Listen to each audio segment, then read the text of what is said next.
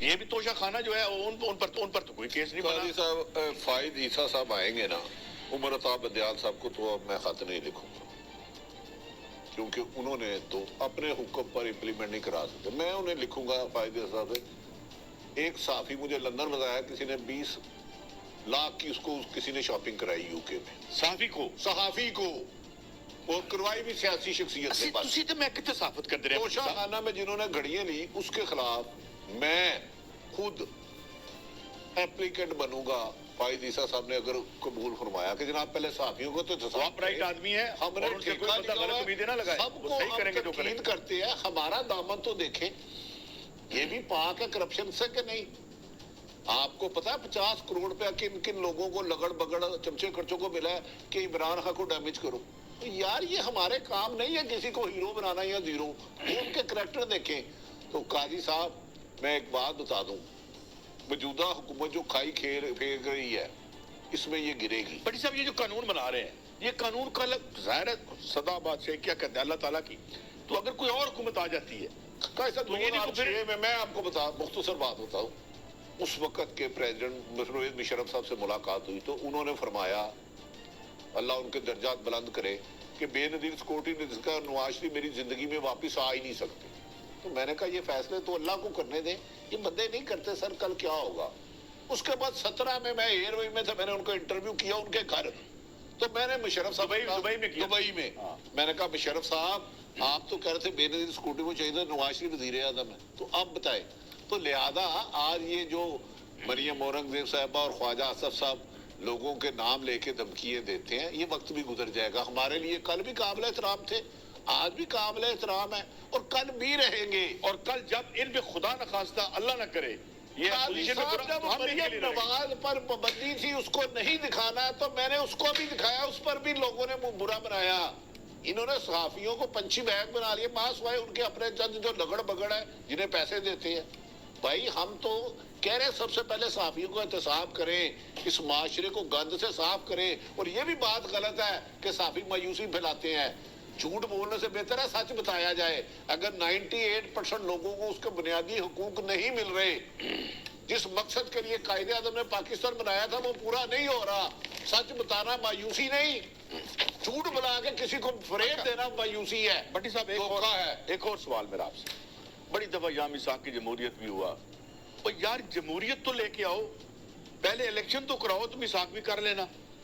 قاضی صاحب پھر وہی بات, اس وقت پنجاب اور کے پی کے میں کوئی ایک آئینی ماہر بتایا جو کہ 90 دن سے زیادہ نگران حکومت چل سکتی ہے, ماں سوائے ضیاء الحق کے اور مشرف کے. اگر یہ اس کی باقیات ہے تو پھر تو ٹھیک چل رہی ہے. آپ نے یہ روایت بنا دی ہے کہ ہم 90 دن میں ہماری مرضی ہے, حکمرانوں نے الیکشن کرائے نہ کرائے, تو اب اگلے 90 سال بھی الیکشن نہ ہو, اچھی بات ہے, ٹھیک ہے. جب ملک میں نہ آئین ہے, نہ قانون ہے, نہ عدالتیں ہیں, اور عمر ڈار کی سیالکوٹ پولیس نے جو عثمان ڈار اس کا بھائی ڈار بھی ہے, عمر ڈار اس کا بھائی بھی ہے, جو کیا ہے. کل مجھے ان کی فیملی کا ایک بندہ ملا, خدا کی قسم قاضی صاحب کاش وہ واقعہ مقبوضہ کشمیر کا ہوتا, میرے وطن میں نہ ہوا ہوتا. اتنا بھیانک تھا. کاش وہ واقعہ وطن عزیز میری ماں جو پاکستان مٹی ہے اس مٹی پہ نہ ہوا ہوتا. کیا کر رہے ہو یار, کس روش پہ چل پڑے ہو, کس روش پہ چل پڑے ہو. انتقام کی اس آگ سے آپ لوگوں کو جلاتے جلاتے اپنا دامن بھی راکھ کر بیٹھو گے. اب بس کر دو یہ چیزیں. یہ روایتیں تو نہ ڈالیں نا, آپ نے بھی سیاست میں رہنا ہے, آپ نے اپوزیشن میں جانا ہے. جرم کیا اس کو پکڑو, ریسٹ کرو, اس کو قانون کے مطابق دو. یار لاہور میں عمر چلے گیا 2 ارب روپیہ لے کے, ایس پی مبینہ طور پہ لاہور میں ایچ سے ان کا نام شروع ہوتا ہے, 150 بندے کے ساتھ ریڈ کیا, اس کی ماں کے ساتھ کیا. وہ بندہ پاکستان چھوڑ کے چلے گیا آئی ٹی اور اپنی ماں کو لے کے. قاضی صاحب یہ ملک میں وہ خلا کا واسطہ ہے, ہم یہ مثالیں دیتے تھے کہ مقبوضہ کشمیر میں مظالم ہوتا ہو, یہ تو میرے محافظ ہے, پولیس تو میری محافظ ہے نا, بڑی صاحب حکومت تو میری ہے نا, پر مجھے مارنے کے لیے پیدا ہوئے ہو تم. اچھا میں جان کی مجھ میں جھوٹے مقدمے, اس قوم کو جھوٹے مقدموں میں ملوث کرنے کے لیے بنایا گیا. تم جان کی مان پاؤں تو میں خواجہ صاحب کا کچھ فرمودات سنانا چاہتا ہوں. میں نہیں بولوں گا, اب آپ نے خواجہ صاحب نے وہ سیالکوٹ والا بار کا ملایا, وہ مجھے ساری بیک گراؤنڈ انہوں نے معافی مانگی, انہوں نے سوری کہا تھا ڈار کو. مجھے خدا نہ خواستہ اللہ نہ کرے کسی کی ماں بہن کے گھر بھیجو, اس کی تذلیل کراؤ اور چوری کر لو, پھر یہ بھی قانون پاس کرا لو. آج کل تو ایکٹ سے تو ہر چیز بن رہی ہے. لیکن وہ خود میرا خیال ہے خواجہ صاحب تو اس میں انوالو نہیں ہوں گے, کہ کیا خیال ہے؟ میری اطلاع ہے عمر ڈار کے مطابق انہوں نے ہی کروایا ہے, اور ایک اور خاتون وزیر ہے, یہ دو ڈائریکٹ اس کام کی مانیٹرنگ کر رہی تھی. یہ جو ظلم کے بازار گرم کرے نا, مینا بازار گرم کیا آپ نے ظلم کا, کوئی بات نہیں, یہ وقت بھی گزرے گا انشاءاللہ. اچھا بٹی صاحب, خواجہ صاحب پہ کچھ اور فرمودات سنواتے ہیں. اچھا بٹی صاحب, اب بات یہ ہے, دیکھیں دروغ پر گردن راوی, اب یہ جو بات کر رہے ہیں, اب اس سے جو ہم اخذ کر سکتے ہیں وہ کہ یہ ہم روز تو کہتے ہیں یار اب اسٹیبلشمنٹ بڑے وہ کرتی ہے, اسٹیبلشمنٹ نے یہ کر دیا, اسٹیبلشمنٹ نے وہ کر دیا. وہ ہمارے دوست بٹ صاحب میرے پیارے, آواز مس کر رہا ہوں میں ان کو, وہ کہتے ہیں جی تسلسل نہیں ہوتا.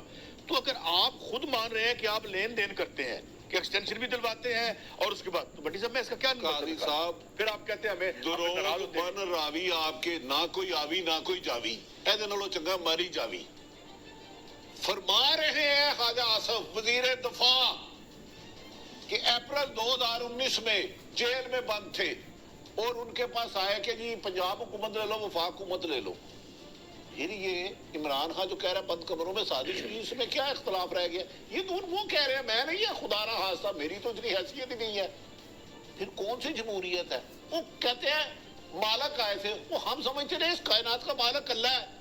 خواجہ صاحب اپنے مالکہ کا نام تھے تو سو, جیل میں جو ان کو ملنے آئے ہیں اور آفر کر رہے ہیں کہ 155 سیٹ والے کی حکومت ہم گرا دیتے ہیں, آپ کو دے دیتے ہیں, یہی خواجہ صاحب نے فرمایا ہے. نہیں دوبارہ سن لیں تاکہ کبھی بیشی ہو تو میں خواجہ صاحب سے معذرت کر لوں گا. اور ذرا یہ تو ہمارے نئے پروڈیوسر تشریف لائے ہیں, تو آپ کے نیچے متحد ہے عمران خان صاحب. عمران خان صاحب ذرا دوبارہ دکھائیے گا. ملک کے سب سے اہم ادارے, ملک کی جس کی وجہ سے سلامتی اسٹیبلشمنٹ پہ ڈائریکٹ الزام لگایا وزیر دفاع نے. انہوں نے کہا ایک 2019 کو آفر اور ایک 2021 کو آفر, ڈائریکٹ الزام لگایا ہے. اس پر آرٹیکل 6 نہیں لگتا, ڈائریکٹ کہہ رہے ہیں کہ وہ کہہ رہے ہیں حکومت جیل میں آ جاؤ, ہم ان سے تنگ آ گئے ہیں, کئی دفعہ آفر ہوئی ہے.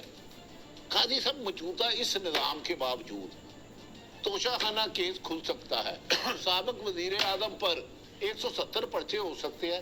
تو یہ محترم جو فرما رہے ہیں اس کے لیے ایک جوڈیشل کمیشن نہیں بن سکتا؟ یہاں اسٹیبلشمنٹ کے نہایت ادب احترام سے تمام لوگوں سے گزارش ہے, ان سے بلا کے پوچھیں کہ ان کو جیل میں جا کے 19 میں کس نے آفر کی, کون تھا اس وقت آرمی چیف, کون تھا ڈی جی آئی سے, کون تھا ڈی جی ایم آئی, کس نے کی؟ میں مانتا ہی نہیں کہ کسی جیل میں جا کے پاک فوج کے اتنے اہم ترین لوگ جا کے ان کو آفر کریں. یہ کریکٹر اسیسینیشن کر رہے ہیں, اداروں کو پر الزام لگا رہے ہیں, یہ انہیں مبینہ طور پہ بدنام کر رہے ہیں. یہ ملک اپنی فوج سے عشق کرتی ہے. یہ خواجہ صاحب عشق ایسے نہیں اترے گا, ٹی وی پہ جو مرضی بیٹھ کے کہہ دو. یہاں نام لو ان کے, پوری اداروں کو آپ نے کنٹروورسی میں ڈال دیا ہے. لوگ کل کو ووٹ ڈالنے نہیں جائیں گے, جدھر ووٹ کیا ڈالنا ہے, وہ تو 19 میں 18 میں حکومت آئی اور اپریل 19 میں ان کو آفر آ گئی تھی کہ ہم اس کو بھیجنے لگے ہیں. وہ آ گیا اکثریت حکومت کو. صاحب اس میں میں نے نہیں سنا, میں پاکستان میں نہیں تھا, اس میں عام کچھ کہے نا, یہ اعترافی جرم نہیں ہے, یہ اداروں پہ الزام نہیں ہے, یہ تو ایلیگیشن ہے, یہ تو الزام